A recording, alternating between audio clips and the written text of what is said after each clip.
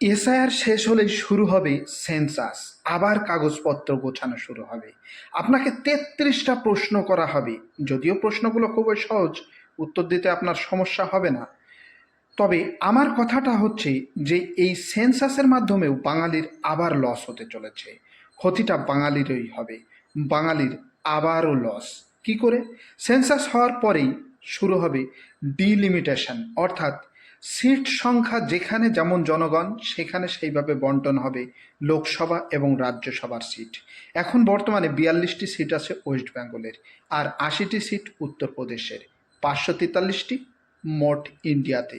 কিন্তু জনবিনাশ অনুযায়ী এই যে প্রোপাগান্ডা চলছে, পশ্চিমবঙ্গের জনগণের হার বৃদ্ধি পেয়ে যাচ্ছে ব্যাপক হারে, আসলে সত্যটা কি? পুরো দেশে যেখানে 1.7% ইনক্রিজ হচ্ছে, পশ্চিমবঙ্গে সেখানে 1.3 অর্থাৎ 0.4 নেই।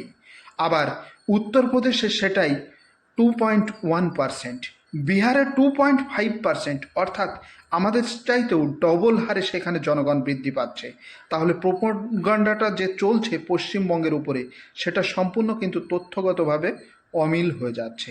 আবার এই 2026 সালে যখন সেন্সাস হবে, তার আগে ইন্টারনেট সার্চ করে দেখে নেবেন, এই 1.3 থেকেও চলে এসছে 0.84-এ, অর্থাৎ আরও অর্ধেক হয়ে গেছে জনগণের বৃদ্ধির হার।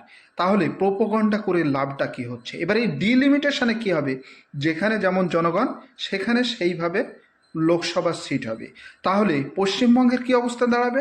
পশ্চিমবঙ্গে যেমন ছিল তেমনটাই থেকে যাবে। কিন্তু উত্তরপ্রদেশ, বিহার, সেখানে জনগণ যেভাবে বৃদ্ধি পাচ্ছে, তাতে করে তাদের লোকসভার সিট হয়ে যাবে আরও প্রচুর, অর্থাৎ হিন্দি বলায় সম্পূর্ণ ক্ষমতাটা চলে যাবে। আর আমাদের এই পশ্চিমবঙ্গ বা দক্ষিণ ভারত, এরা কিন্তু জনগণের যে বৃদ্ধির হার সেটা লাগাম টেনে ধরেছিল।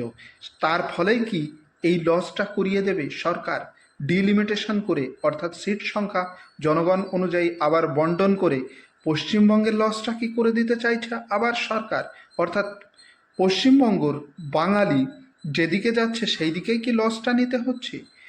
এই যে এসআইআর, সেখানেও ভোগান্তি বাঙালির, আবার সেন্সাস হচ্ছে তাতেও কিন্তু ভোগান্তির দিকেই যাচ্ছে বাংলা। আপনার কি মনে হয়? আপনার মতামতটা সুস্পষ্টভাবে অবশ্যই কমেন্ট বক্সে জানাতে পারেন, আর ভিডিও ভালো লাগলে অবশ্যই শেয়ার করে দেবেন।